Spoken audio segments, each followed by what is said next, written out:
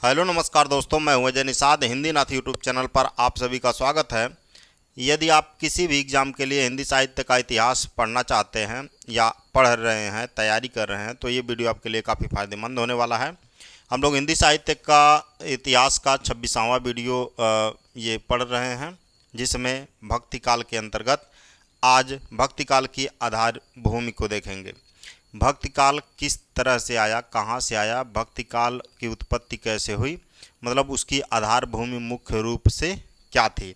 इसको शुरू करने से पहले मैं बता दूं आपको, या आप TGT, PGT, net JRF, LT grade assistant professor आप समझ गए होंगे। जहाँ पर भी आपको हिंदी साहित्य का इतिहास पढ़ना हो, उन सभी एग्ज़ाम के लिए अभी आने वाले कुछ समय में EMRS का एग्ज़ाम होने वाला है, यूपी टीजीटी पीजीटी का एग्ज़ाम होने वाला है, तो उसके लिए भी ये क्लास महत्वपूर्ण है और उसको ध्यान में रख के ये बनाया गया है।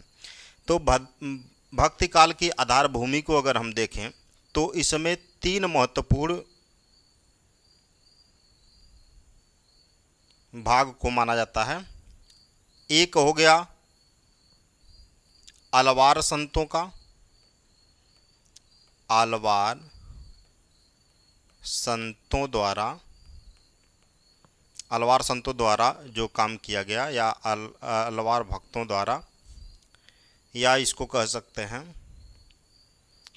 भक्तों की, अलवार भक्तों की आधार भूमि, अलवार भक्तों की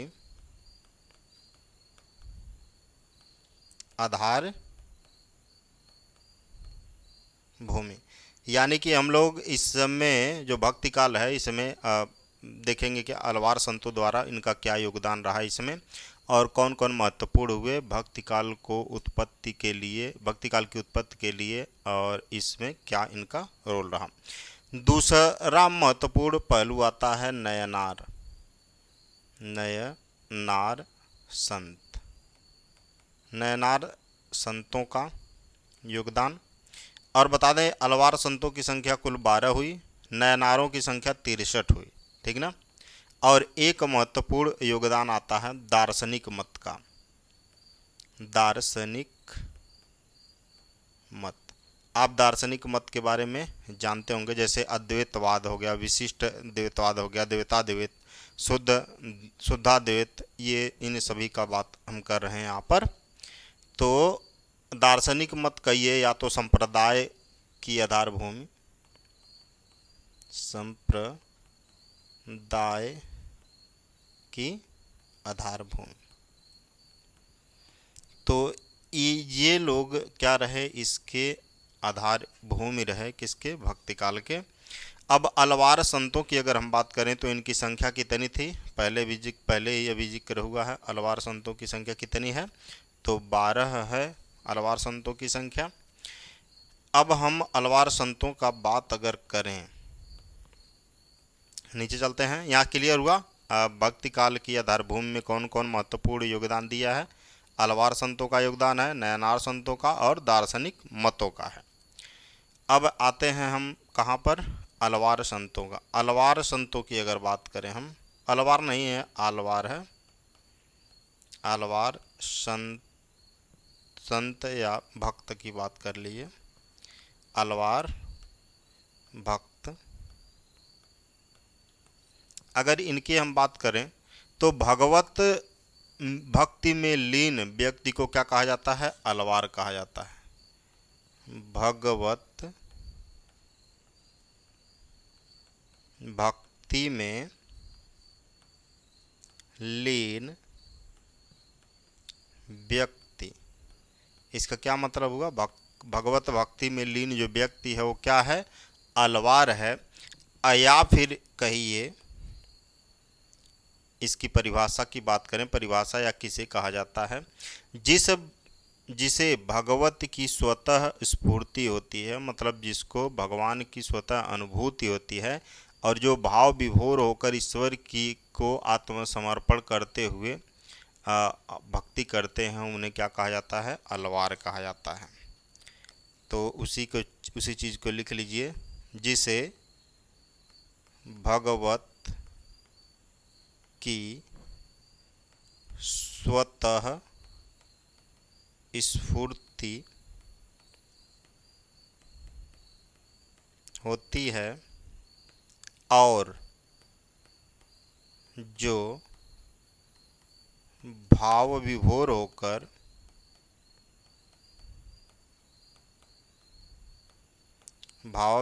होकर ईश्वर को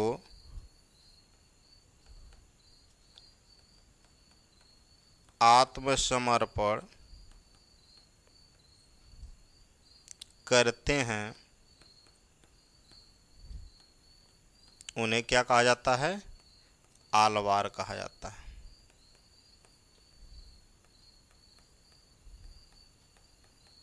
ठीक है ना? इसको याद करने की ज़रूरत नहीं है, बस इसको जान लीजिए कि मतलब किसे कहा जाता है आलवार। बहुत ज़्यादा इसमें कोई रॉकेट साइंस वाली बात नहीं है। ठीक ना?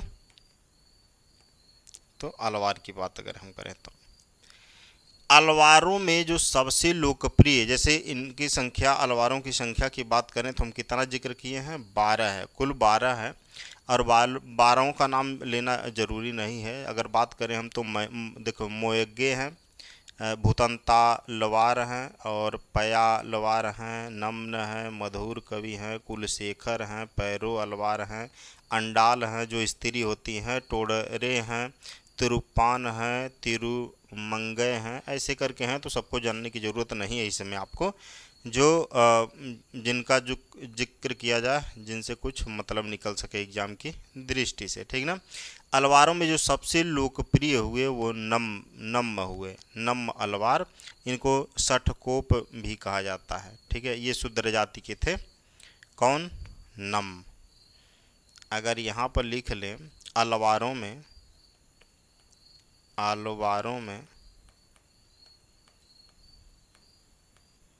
सबसे लोकप्रिय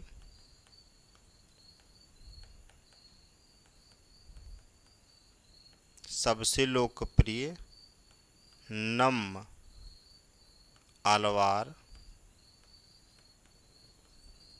या सठकोप थे। दोनों एक ही नाम है।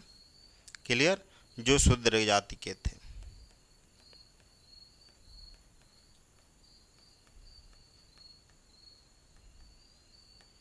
ठीक है?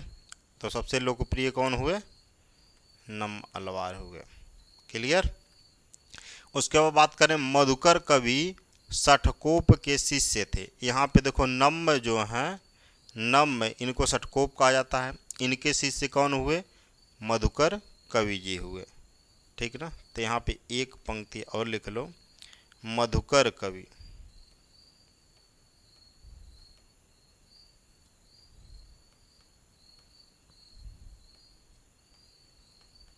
सठकोप के शिष्य थे। ठीक है? पूछ सकता है, बहुत ज़्यादा वो नहीं है, पूछ सकता है।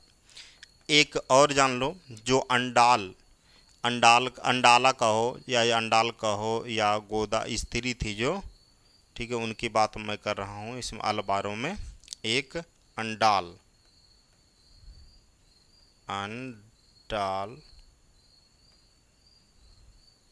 अंडाल की अगर हम बात करें तो ये जो हैं अंडाल पेरी अलवार की पुत्री थी। क्या थी? पुत्री थी। और इनको हम लोग क्यों पढ़ रहे हैं? क्योंकि इनको दक्षिण भारत की मीरा कहा जाता है। ठीक ना? इन्हें दक्षिण भारत की मीरा कहा जाता है। ठीक है ना? किसे? अंडाल को।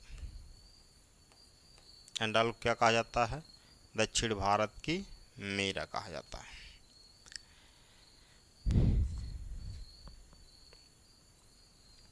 अब ये अलवार कौन थे, क्या कर रहे थे? देखो, अलवार जो थे भगवान विष्णु के भक्त थे, वैष्णव धर्म के या वैष्णव भक्त थे। ये वैष्णव श्री कृष्ण रघुनाथ, ये कह लीजिए, ये शैव नहीं थे, ये वैष्णव भक्त थे।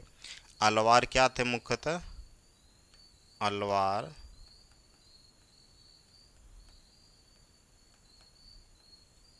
मुख्यतः वैष्णव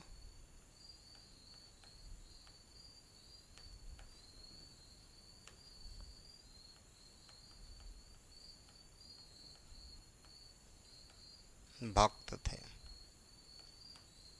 अलवार क्या थे? तो मुख्यतः क्या थे? वैष्णव भक्त थे। भगवान विष्णु की ये आराधना अर्चना जो भी करना होता था करते थे, भगवान विष्णु के ये भक्त थे। यहाँ तक क्लियर? उसके बाद बात करेंगे हम नलियार। नलियार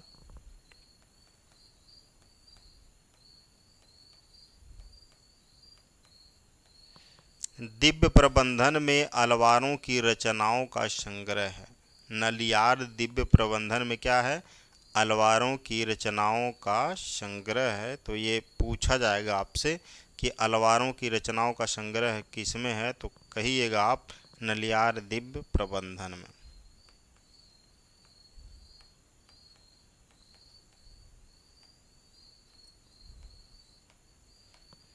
अलवारों की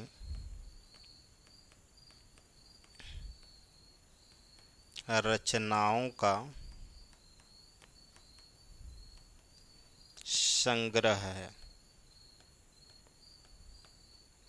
आप क्या करिए, एक नोटबुक ले लीजिए, उसमें सब कुछ लिखते हुए चलिए, ताकि आपको रिवीजन के समय एक बार पढ़ना हो, आप तुरंत उसको याद कर जाएं आसानी से। ठीक ना? लिखने से यही फ़ायदा होगा। आपका एक नोटबुक बना लीजिए, रफ़ ही हो, रफ़ वाला बुक हो, चाहे जो भी बुक कॉपी हो, नोटबुक हो, उसमें आप ये लिखते हुए जाइए। अगर यूट्यूब से पढ़ते हैं आप, मैं बता दूं, अपना अनुभव बता दूं, अगर आप यूट्यूब से पढ़ते हैं और उसको नोट नहीं बनाते हैं, कहीं लिखते नहीं हैं, तो जान लीजिए कि 90% उसके पढ़ने का कोई मतलब नहीं हुआ। ठीक ना? तो यदि आप चाहते हैं कि 70% यूट्यूब से पढ़ने का मैक्सिमम जो है अचीव कर लें पढ़ाई को, तो उसको नोट करिए और ज़रूर करिए। तो नलियार दिव्य प्रबंधन में क्या है? अलवारों की रचनाओं का संग्रह है। ठीक ना?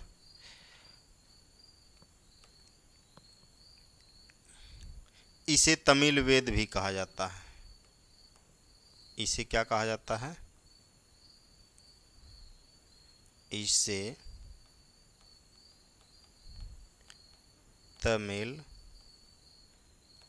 वेद भी कहा जाता है।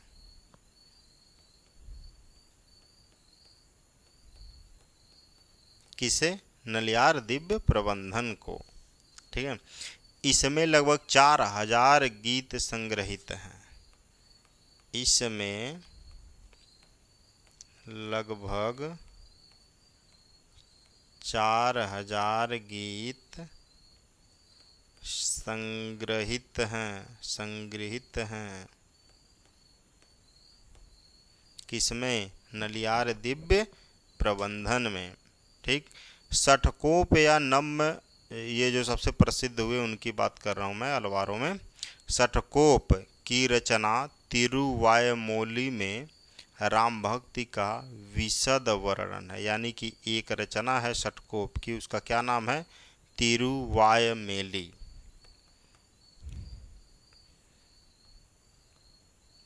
षटकोप,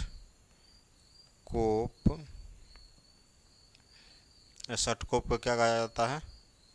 नम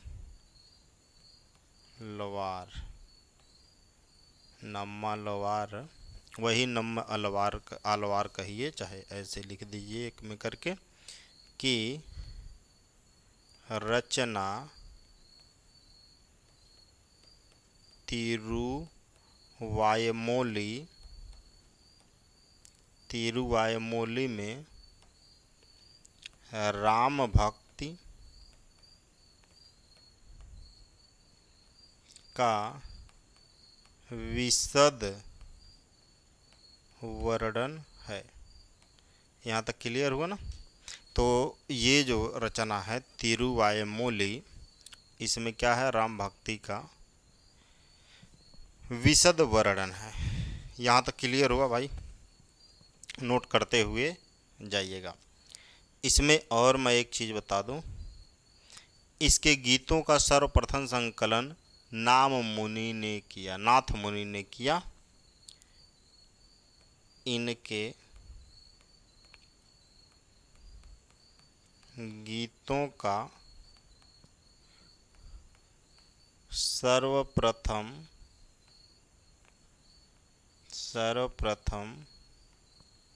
संकलन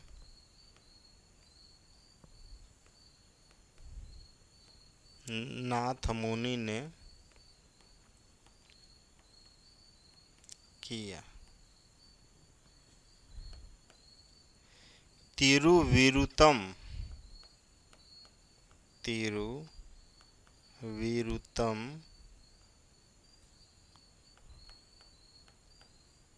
तिरुवर्ग, ये सब इनके बुक का नाम है, किताबों का नाम है, रचनाओं का नाम है। शरीयम और एक है पेरिय तिरुवंददी।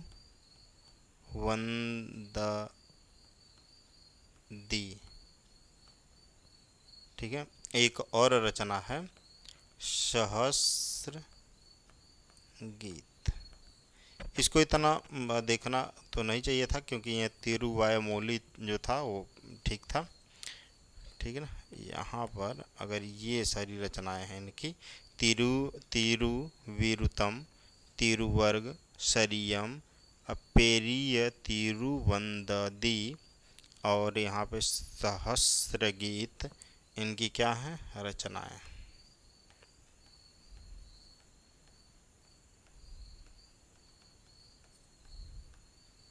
ठीक ना। एक बार आइए फिर से देख लेते हैं इसको। देखिए, भक्ति काल की जो आधार भूमि है उसके मुख्य 3 पहलू हैं। एक अलवार संतों भक्तों का, दूसरा नयनार संतों का, तीसरा जो है दार्शनिक मत या सांप्रदायिक की आधार भूमि। अब अलवार संतों की बात करें तो 12 संख्या थी इनकी। भगवत भक्ति में लीन व्यक्ति को कहा जाता है। जो भगवत की स्वतः स्फूर्ति करते हैं उन्हें अलवार कहा जाता है। इनमें जो सबसे प्रमुख हुए वो नम अलवार हुए, जिनको सठकोप भी कहा जाता है, उनका अन्य नाम है। या मधुकर कवि जो हुए सठकोप के शिष्य हुए। अंडाल जो है एक स्त्री है, इसमें पेरिय लवार की यह पुत्री हैं। इन्हें दक्षिण भारत की मीरा कहा जाता है। ये क्वेश्चन पूछा जा चुका है। अलवार मुख्यतः क्या थे, वैष्णव भक्त थे, भगवान विष्णु के भक्त थे। और नलियार दिव्य प्रबंधन में अलवारों की रचनाओं का संग्रह है। 2-3 क्वेश्चन तो यहाँ महत्वपूर्ण होगा। नलियार दिव्य प्रबंधन में अलवारों की रचनाओं का संग्रह है, बहुत इम्पोर्टेंट है। इसे तमिल वेद भी कहा जाता है। इसे क्या कहा जाता है, तमिल वेद के नाम से जाना जाता है। इसमें लगभग 4000 गीतों का संग्रह है। सठकोप नम मालवार पहले आया है जो, इनकी रचना है तिरुवायुमोली।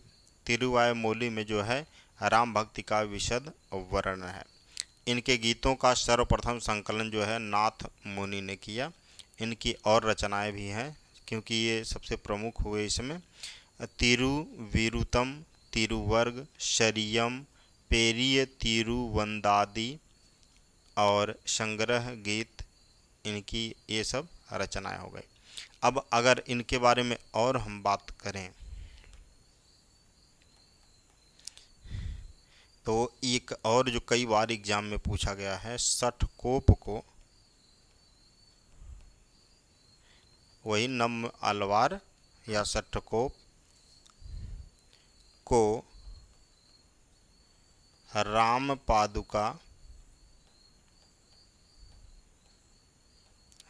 पादुका का अवतार माना जाता है।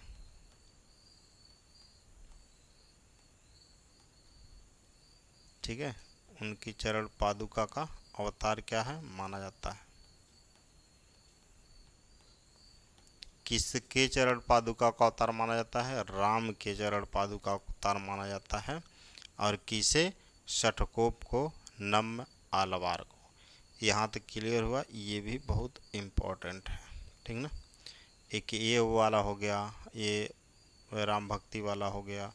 तमिल वेद कहा जाता है नलियार दिव्य प्रबंधन को, और दक्षिण भारत की मीरा कहा जाता है अंडाल को। ऐसे ऐसे कुछ क्वेश्चन हैं जो आपके एग्जाम में बनेंगे यहाँ से। अब बात करें हम लोग, सर्वप्रथम जो है श्री संप्रदाय को प्रथम आचार्य श्री रंगनाथ मुनि ने अलवार संतों भक्तों के काव्य संकलन नाल, यहाँ पे जो था क्या नाम है, नलियार दिव्य प्रबंधन को 4 भागों में विभक्त किया। किसने? श्री रंगनाथ मुनि ने 4 भागों में विभक्त किया। इसको लिखते हैं थोड़ा। सर्वप्रथम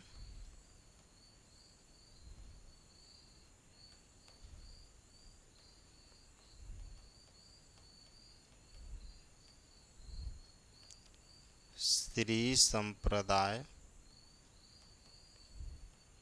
के प्रथम आचार्य श्री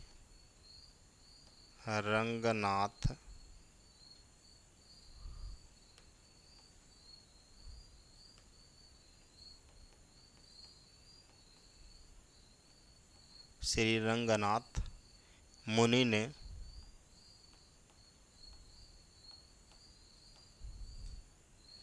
अलवार संतों भक्तों के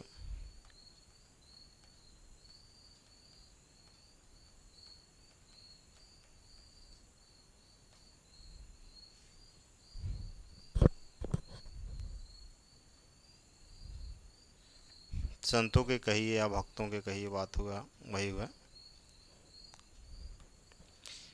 अलवार संतों के काव्य संकलन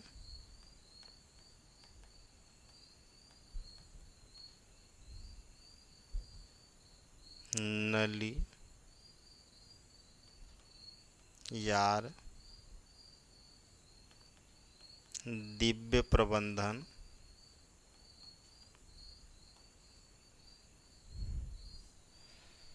ये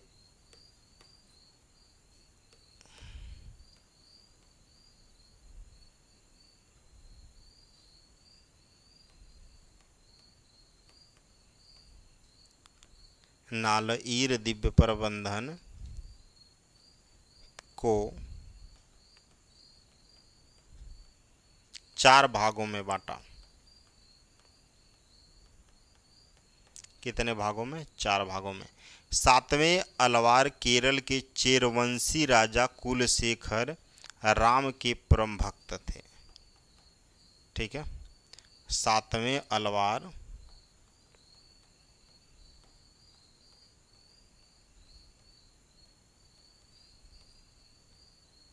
केरल के चेरवंशी राजा कुलशेख राम के परम भक्त थे।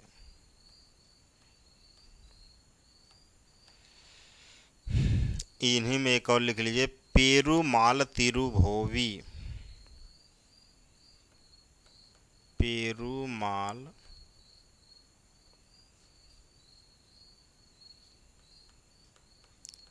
तिरुभोवी।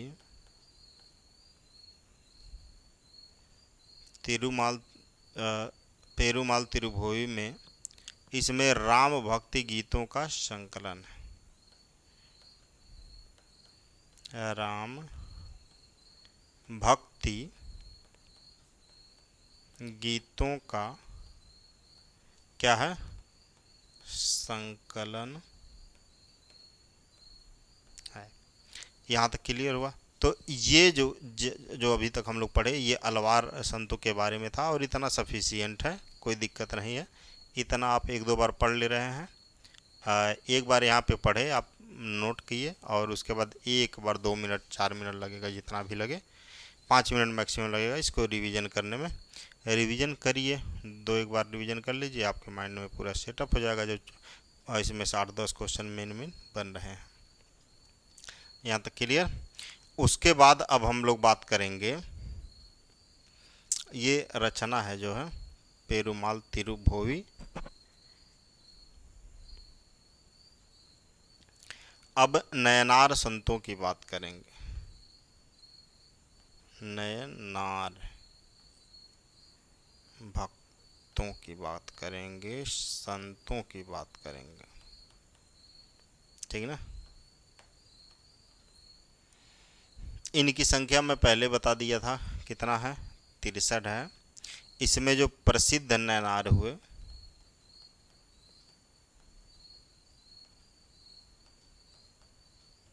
जो प्रसिद्ध नयनार हुए उनमें है अपार, सबंदर,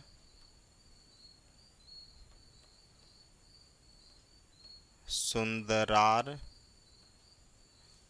और एक और मान लीजिए माणिक व सागर। माणिक व सागर, ये जो हुए ये प्रसिद्ध हुए इसमें नयनारों में। 63 हैं, 63 के बारे में तो पढ़ा जा सकता नहीं है, पढ़ा जा सकता है लेकिन कोई मतलब नहीं है। अब इनके गीतों के 2 संकलन हैं। किसके? नयनारों के। वो कौन कौन है? एक का नाम है तेवरम, दूसरे का नाम है तिरुवाचकम। ये क्या है? नयनारों के गीतों का संकलन है, ठीक है ना। नयनार कितने हुए? 63 हुए। अपार किससे संबंधित है, किस धर्म जाति से, तो ये बता देंगे आप। नयनार से संबंधित हैं कौन? अपार, सबंदर, सुंदरार और मणिक वसार। कुल 63 हुए, तो 63 में सभी आपको पढ़ना जरूरी नहीं है। नयनारों की संख्या 63।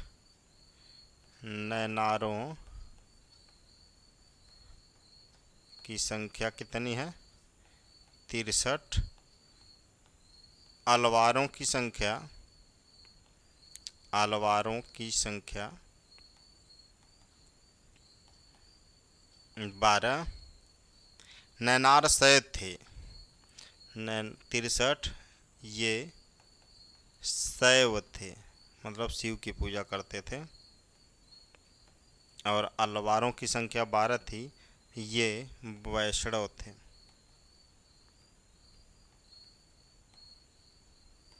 दोनों में अंतर क्लियर हुआ। नयनारों में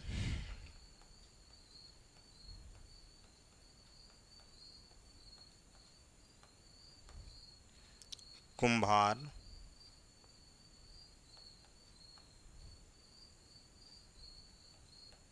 अप्रिस्य, कामगार, किसान, शिकारी, सैनिक, ब्राह्मण, मुखिया,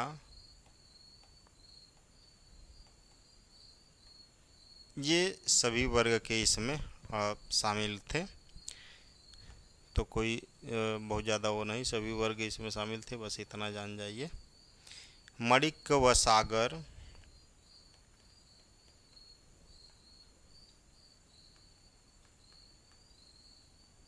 मणिक व सागर की काव्य पंक्ति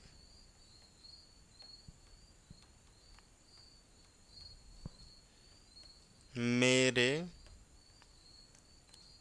हाड़ मांस, मेरे हाड़ मांस के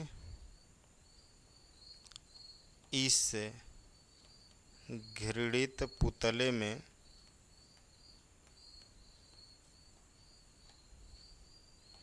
एक है तुम आए,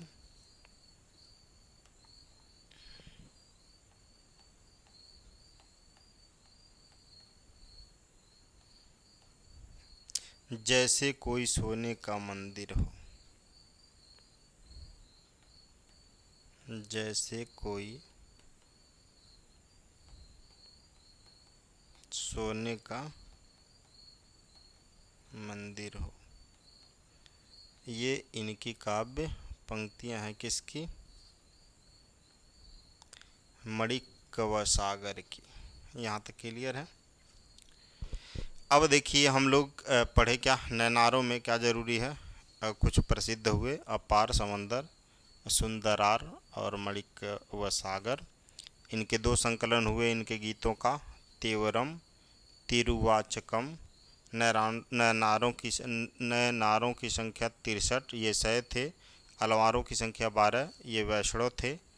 नैनारों में विभिन्न जाति के लोग थे, जैसे कुम्हार, अपरिस्य, कामगर, किसान, शिकारी, सैनिक, ये सभी थे। ब्राह्मण भी थे, मुखिया भी थे। माणिक्य व सागर की काव्य पंक्ति जो है, मेरे हाड़ मांस के इस घृणित पुतले में तुम आए, जैसे कोई सोने का मंदिर हो। तो ये अब हम लोग पढ़े कितना, नैनारों के बारे में और अलवार संतों के बारे में।